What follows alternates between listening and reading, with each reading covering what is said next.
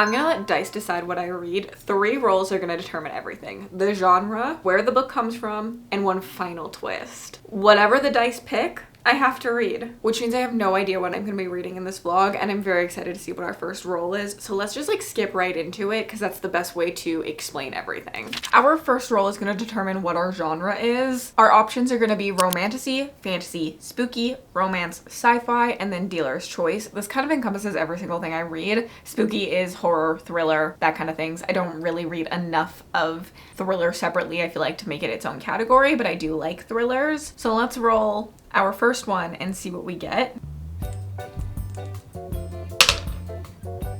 A 6. Dealer's choice. That was a nice and easy one for me. And our second roll is going to be where the book comes from. So we have friend pick, physical TBR, social media rec, digital access, gifted, and then a wild or another dealer's choice. Let's see what roll 2 is gonna get us. So then these all stack on top of each other. 2, physical TBR. That's good for a lot of the goals I have. And now our last roll is a d20, and I will just pop up all the things this can be because there's a lot of them. There's 20 of them. And let's see what we get. 14 is recently hauled. Let's go pick the book. So it's about mid-July, and in the end of June, June 24th was my birthday. So I did have a pretty big haul from my birthday, from like gifts and stuff. So I think most of my options will come from there. I haven't really bought much for myself. I think the most recent book I actually have bought personally is Lady Midnight. I bought this a couple months ago at this point, but this is the last thing I purchased. So maybe I make this one an option just because like I myself purchased it recently. Like this is my literally most recent purchase. And these are the ones from my birthday haul that I haven't read that I could get to. This is a pretty stacked list. This being my physical TBR is working really easy. Like recently hauled physical TBR, nice and easy. I don't think I'm in the mood for either of these 3. So I'm gonna remove these ones. But these 3 could all be added to my potential stack. 4 options currently. I think I have 2 more that could be options. All the way back here, I have something that was gifted me by the author. So these 2 are also options in June. Actually, this one might be a little bit later, so maybe I remove this one. This is my most recently gifted by the author. This one was also gifted to me, and this one sounds really good. It's like an Indian-inspired, very gay story. There's a bunch of romances, and I'm very excited to read this one, but I think I have to remove it because this one makes more sense as like my most recently hauled. So I think these are my options. And I'm not gonna lie, I really want to read all of these. I almost need a 4th roll. Decision paralysis has been really real for me, so I'm either gonna put this to a poll for my Patreons and let them decide what I read, or I'll do like a first chapter. I have actually read the first chapter of 2 of these, but there are other ones that I could read.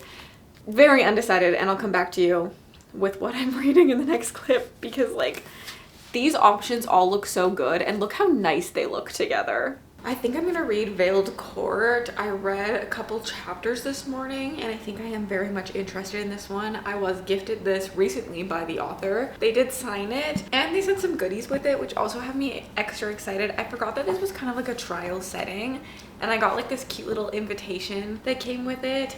And like this looks stunning. And then also I got some like character art. So there's all of this, and then on the back they kind of have like these classified things, and I think that that is really cool.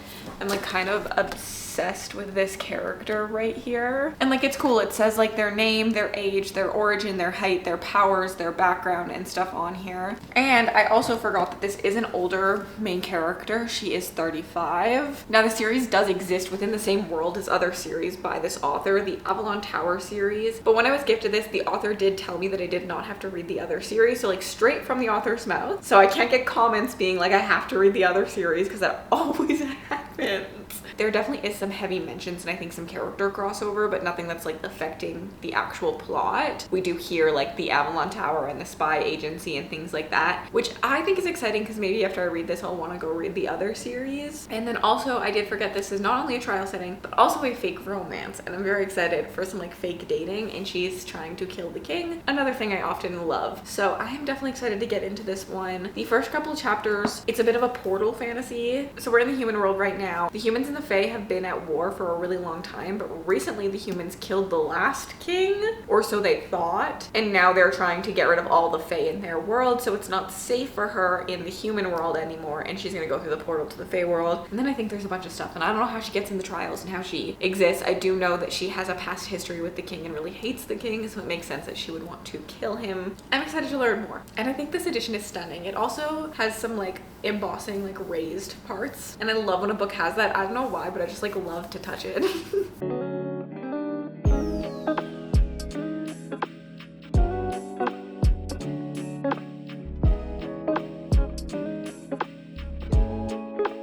A little phone update because I'm kind of just too lazy to go to my camera. I'm about 100 pages into the Veiled Court. This is a slower start than what I was expecting, but now that we're kind of like in the actual premise of the book, I'm starting to really, really like it. Essentially, the first 100 pages are her kind of just getting to the part that she needs to be, which is in this castle, which is called the Veiled Court. What's happening is since the king was murdered, there is now some new trials with all of the political leaders to pick who will be the next king of the realm. And our main character accidentally stumbles into this. She ends up murdering one of those political leaders, essentially.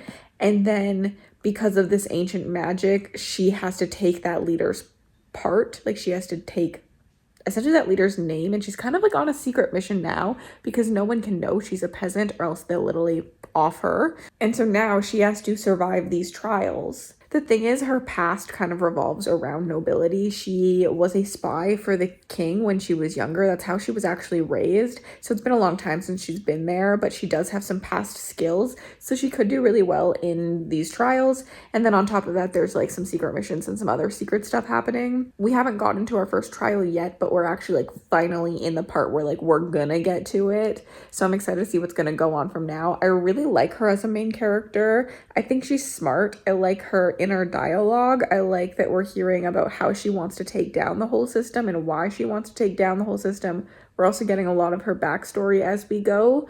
We get little memories or little moments of her like reflecting on who she used to be, or like there is a friend in this that was raised in this spy camp with her, so she'll like get little moments of being like, I remember when we used to do this together, or because he's still kind of fit and still doing some of this, she'll be like, I could have been like him, but this is how my story ended up swerving a little bit different so that I'm no longer still a spy, things like that. So I think the way the characterization and stuff is done in this is really, really good, and I'm really enjoying that aspect. It's a lot of fun so far. The world building I'm a little bit murky on. I know there's like some Arthurian retelling in this entire world, but I'm not 100% certain how that all actually affects the entire story, but I think that's outside the scope of what this one is about, and so maybe I'll get more of that if I end up trying more from C.N. Crawford and reading more in like the entire world.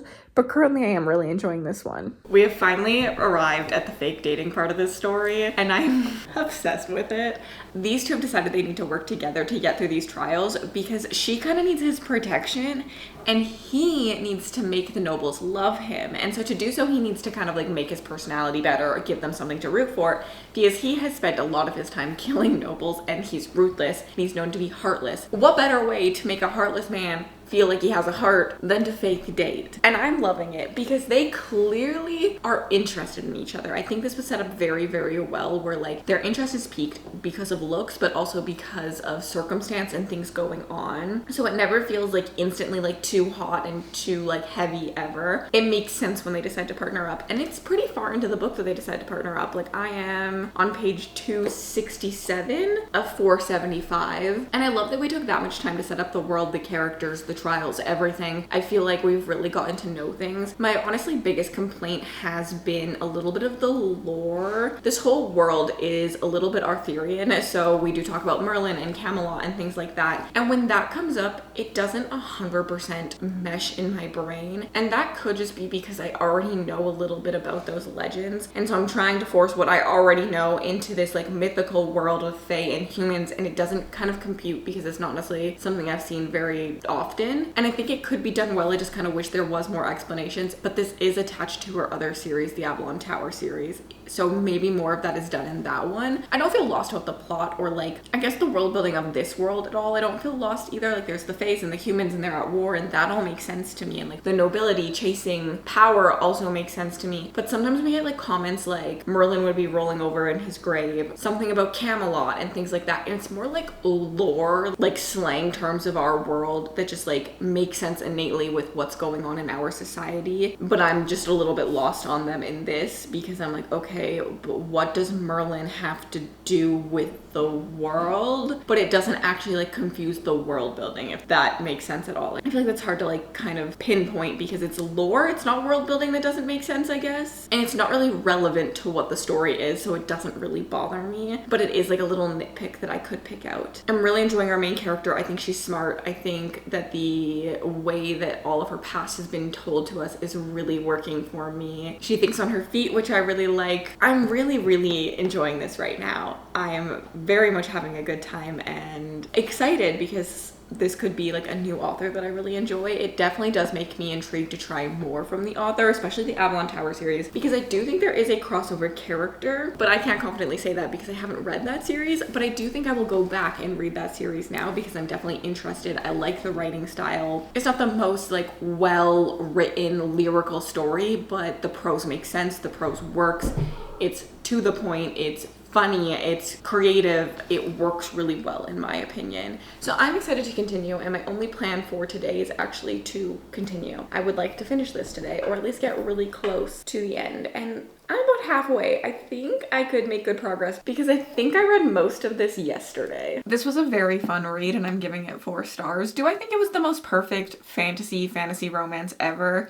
No, but did I have a really good time with it? Yes. Will I continue on in this series? Absolutely. Will I read more from this author? Yes. It's actually a pair of authors is what I learned this morning. We actually have a woman and a man who writes this together. The C and the N stands for both their names, which I had no idea. I actually thought it was just written by a woman. So that was a little fun little tidbit I found out going onto their website, which is funny that I didn't know because they literally reached out to me, but I believe their Instagram is just ran by the woman. And yeah, I really did enjoy this. It gave me everything I needed right now. Personally, this is labeled as a slow burn romantasy everywhere. I don't really think the romance took any sort of center stage in this. I actually think it's kind of a back thought. I personally didn't mind it, and I think it's set up very well to go deeper in book 2, and I'm really excited about that. I think the fantasy aspect of this, the plot, her motivations really did move this story along. The romance was just kind of there, I guess. I did enjoy it. I enjoyed the scenes I got. I just don't think it was a really big part of the storyline in this one personally for me. I also think this could have been longer. I feel like not a lot was resolved, but I also see how this was like step 1 and I'm excited to get to step 2, which is the sequel. I'm excited to dive deeper into the Avalon Tower series as we do see some crossover. There's a little like excerpt at the back of this book on KU for Avalon Tower, and I did see a couple crossover characters. Nothing that like affected the story. There's just like one chapter with a character who crosses over, I believe. And yeah, I really did enjoy this and I'm very happy. A 4 star is a win in my books. I will definitely be adding this stunning edition to my shelves. It's so beautiful. I love the foil. I love the coloring. The raven. I really do love this edition. But now we get to do the extra exciting thing, which is roll again and see what I'm going to be reading next.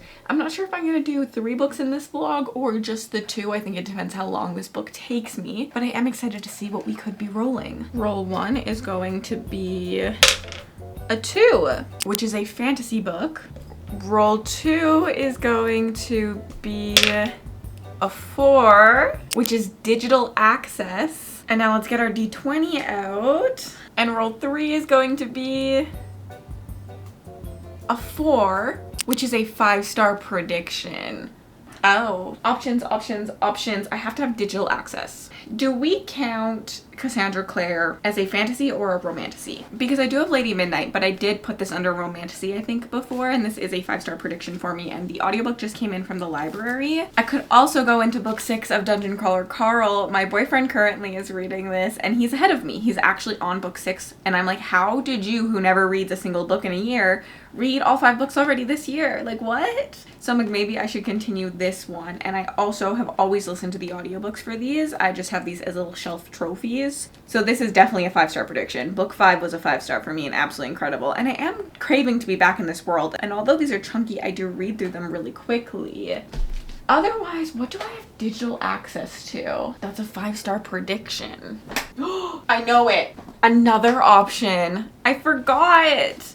I could finally get to The Ending Fire by Sarah L. Arifi. This is one of my favorite stories. I actually think this series is like top 3 of my all-time favorite fantasy series. The Aurelian Cycle by Rosaria Munda, The Poppy War by R.F. Kuang, and then The Ending Fire by Sarah L. Arifi are absolutely all incredible and top tier stories for me. And I haven't yet finished this one. And again, I have shelf trophies of this, but I've listened to the audiobook for all 3 of them. So I do have digital access to it because I will either get the library book or I probably will just buy the audiobook so that I can listen to it again if I ever choose to do so. I have the other 2. This one could be the play. And this also knocks off a couple other goals because 1, I'm finishing a series, 2, it's a special edition, so for the 50% project, this will count towards that. I think this could be the play, and I have been itching to get back to a fantasy. I think this could be it. It's a YA fantasy. We're following a world separated by the color of your blood. We have the red bloods, the blue bloods, the white bloods. We're following 3 characters, 1 of each blood, and there's a rebellion happening, so some of my favorite things. I really think that we should continue this, actually.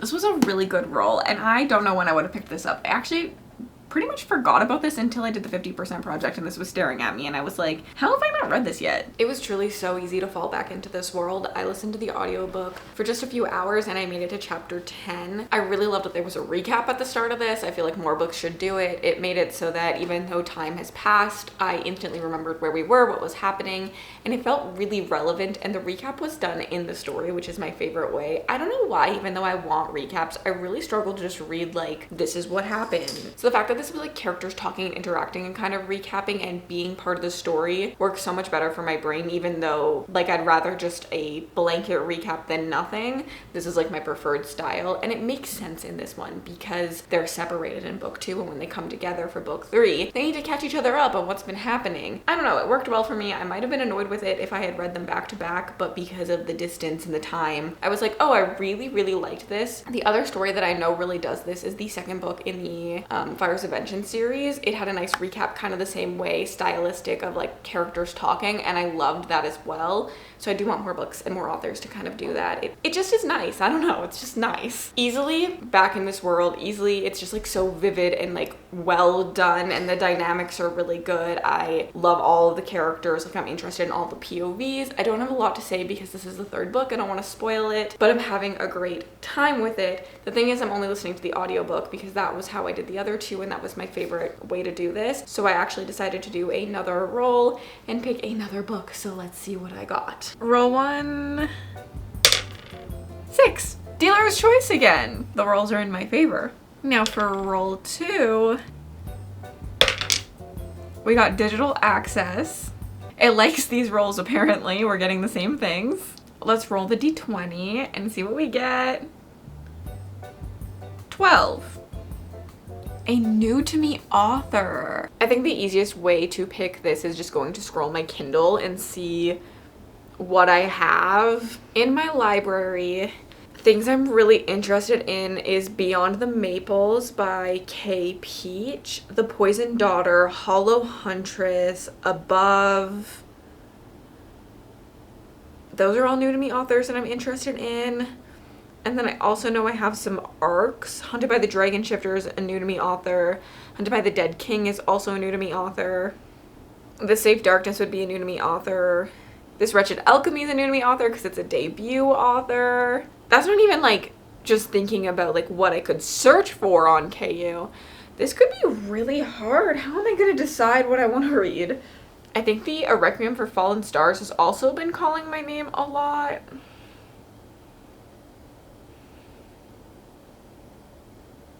I don't think I can pick right now.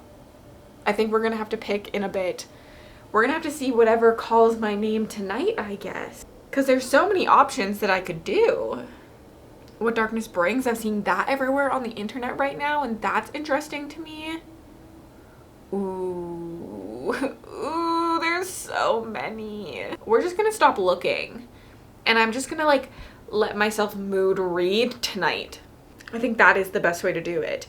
But now you have some like ideas of what I could pick, you know? It was a hard decision, but I ended up going with A Requiem for Fallen Stars, and I'm so happy that I did this because this is so good. This is one of the most well-written stories I've read for a very long time. The writing is beautiful. It actually kind of reminds me of Krista Broadbent's writing, where it's a little bit lyrical, but it still is simple at the same time, so it's not like overly descriptive, but also it's vivid and beautiful and lush. Very much obsessed with it, loving the characters already, loving where this story is going. Essentially we follow our main character who is bloodbound to the king. She's a slave essentially for the king. However, when her magic manifests at a very old age, like she's not supposed to manifest at the age she's at, she ends up making a deal with the king for her freedom. If she can become the first non-noble-ish bloodline, like high up bloodline, to be accepted into this like magical school academy, she will earn her freedom. Of course, no one thinks this is gonna happen because there's never been anyone of non-noble blood accepted. And so the king's like, sure, and then if you don't, they say what you have to do if you fail. And he's gonna make it like a living hell for her. So right now we're just kind of traveling to the school. I haven't actually got to the school academy yet. I'm literally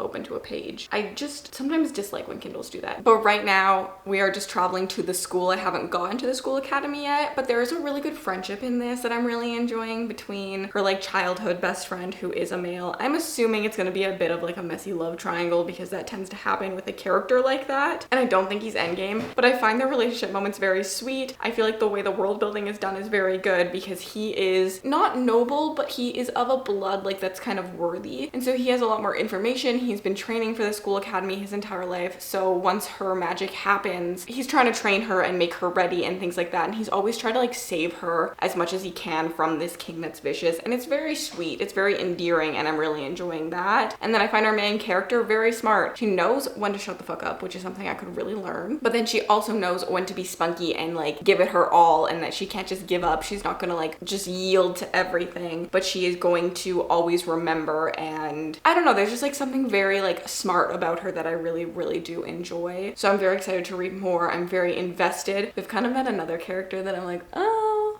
are you something that I should be paying attention to? I'm very much excited. I'm predicting a 5-star here and that's so good. I'm so excited. And the second book is out already too, which is really exciting for me.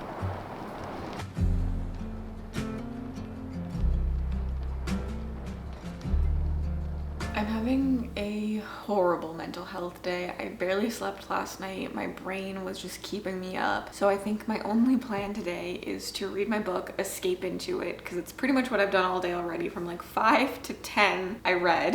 And then I'm also going to watch Love Island UK. I've kind of been watching it while I read as like background noise and stuff because I am really far behind in it and I think it's over actually at this point, so I need to binge to the finale. But I did get some book mail today and I thought we would open it because it is very much relevant to this video.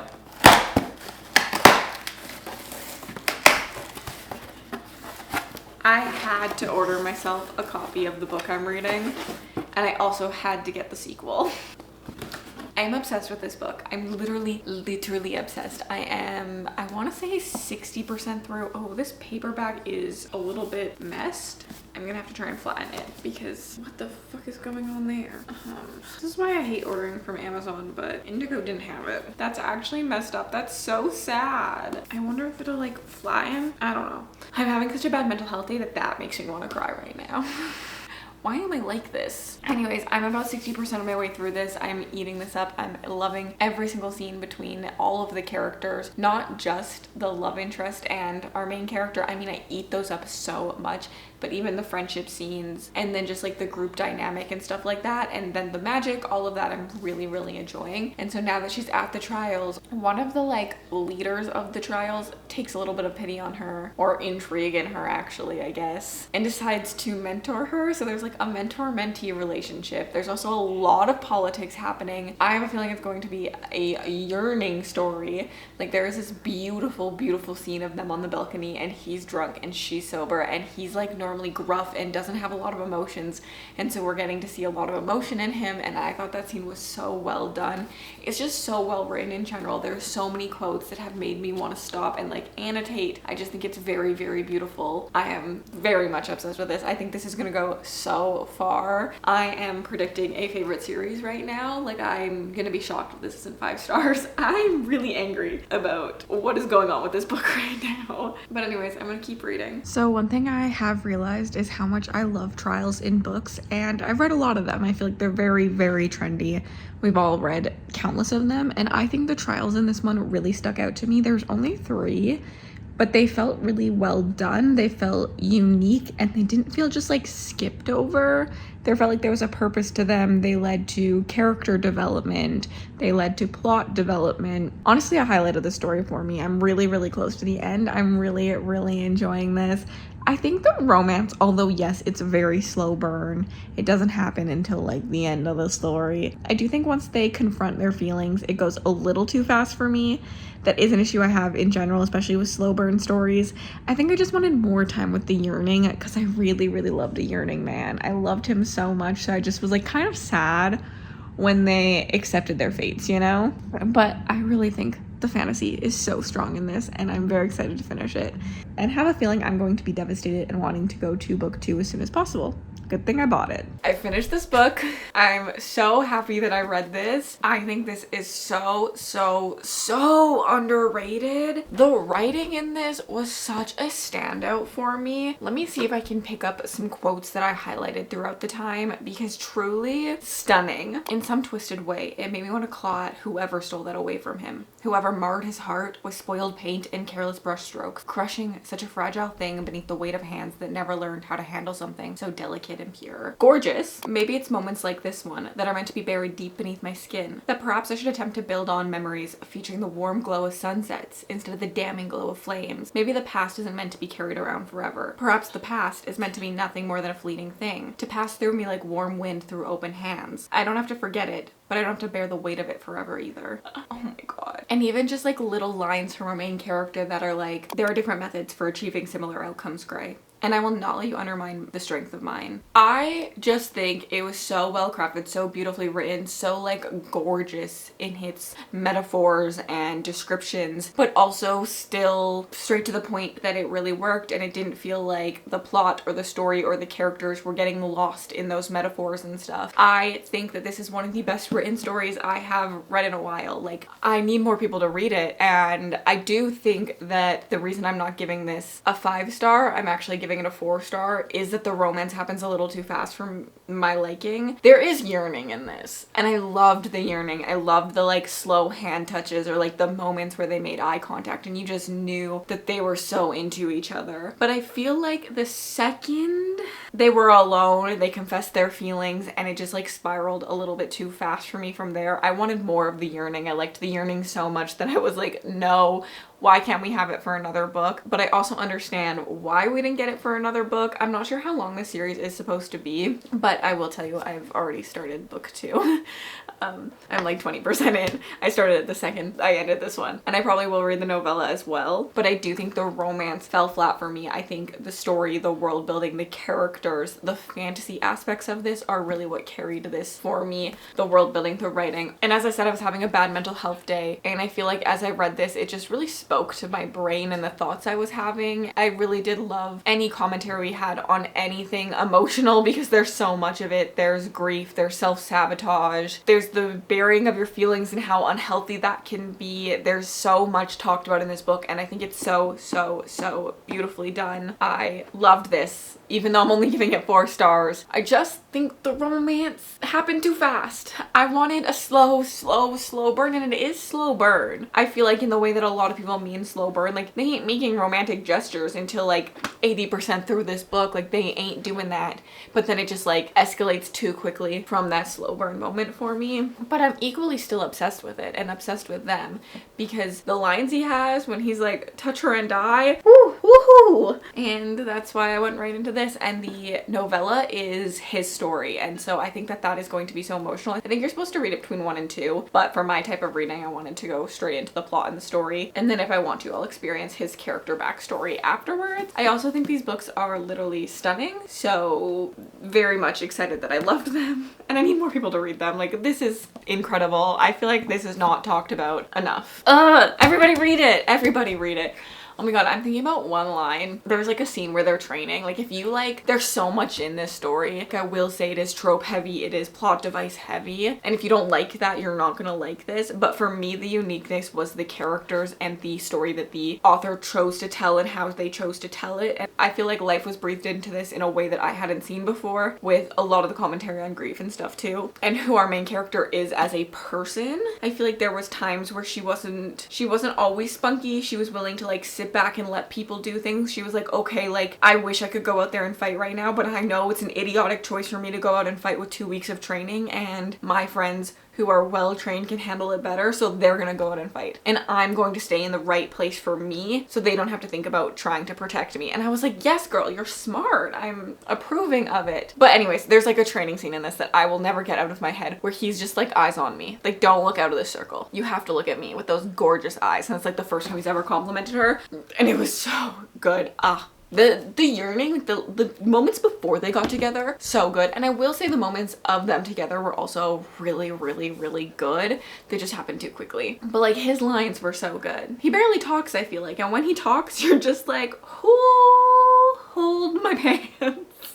So yeah, that is one book down. And now I need to go back to The Ending Fire, which is supposed to be up there, but I think it's upstairs right now. And I hope to finish that. The new Star Path came out on Disney Dreamlight Valley, so I'm hoping to play and do that.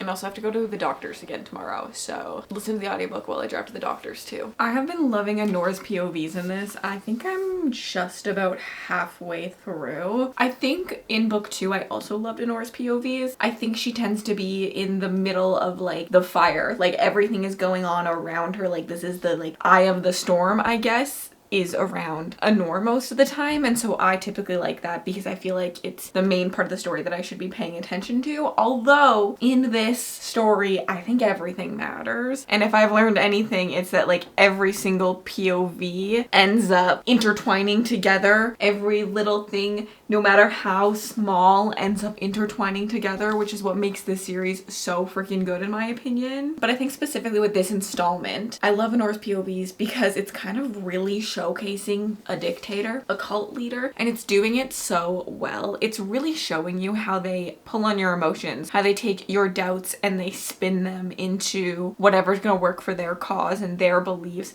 how they take your beliefs, how they minimize your beliefs and doubts. Like, the way it's done is so good, and you just see it happening in real time, and you just want to scream at her. You want to shake her and be like, think, because she is thinking still, and at times you're like, yes, she's gonna get there. She's gonna think I can stop shaking her. And then you're like, I gotta shake her harder now. And I just feel very, very, very much invested into that story. I do like the other POVs going on as well. I do really enjoy them. I'm enjoying, I think, this third book more than I liked book 2. Definitely book 2 had middle book syndrome. It was setting up a lot. We learned a lot in book 2. And this is kind of the wrap up of not just what we learned in book 2, but the rebellion that we got to see in book 1. And we're seeing it all come together, and I'm really, really enjoying that. And that's what a final book should obviously do. But yeah, I think Anora's POVs are really standing out to me right now. But I'm intrigued by everything and everyone. We finished The Ending Fire. We finished the trilogy.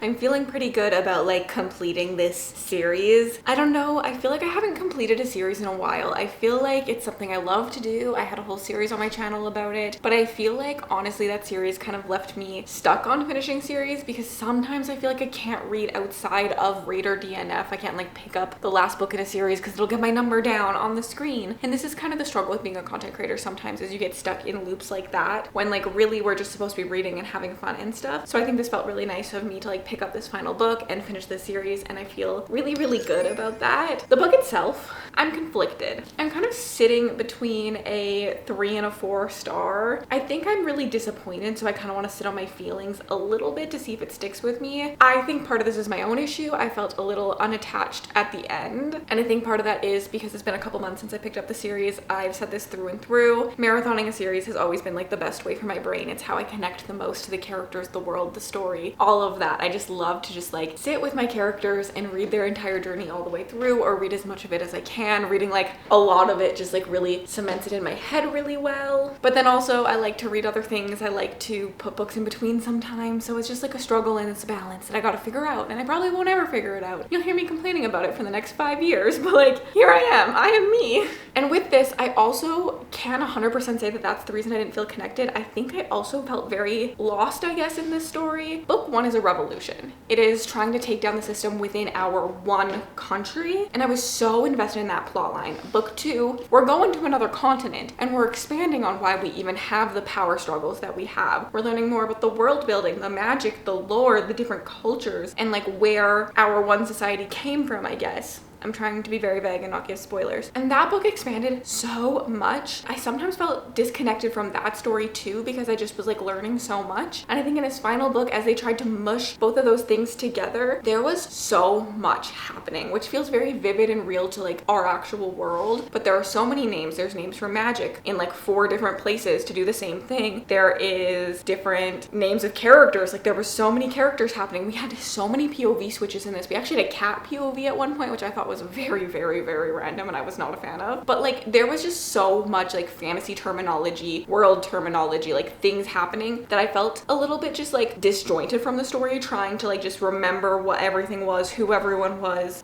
where this was in the story. I also feel like some of the POVs started to sound the same in this one, because I felt like in the first book they felt very different. They were also at very different places in their life. And in this third book, they all kind of had the same goal, the same end mission, the same like commentary almost. So I just kind of feel like this felt very jumbled together for me. And I feel like this feels like I hated this book. It's just because I was disappointed, because I thought this was going to be an all-star book, like one of my favorite books. I thought the final book was going to be my favorite in the series. I think the first one is still my favorite by a long shot. I still really enjoyed this. I would still really, really, really, really recommend this. I do think I'm leaning towards a 4 because the strengths of this book are so good. The commentary in this book is some of the best I have ever read. This is a Black story. Every single character in this is of color. We are discussing systematic racism in this. We're discussing prejudice. We're discussing power struggles. There is addiction commentary in this. Knowledge is power. The changing of knowledge. Like there is so much commentary in this book, and it's so well nuanced, so well balanced. There is colonization in this story, and it is really beautifully told in its realness and in the nuance that's put on the whole situation. Literally that stuff, the commentary, I like bow down to, because I think that everyone should read this story just for that. And then even though the characters felt so jumbled together, I do think the character work is such a strong suit. The love story in this is such a strong suit. There is a sapphic love story in this, and it's beautiful in my opinion. I do think it does fall prey to the little YA thing where everyone has to get together. I mean, we don't all end up happy per se,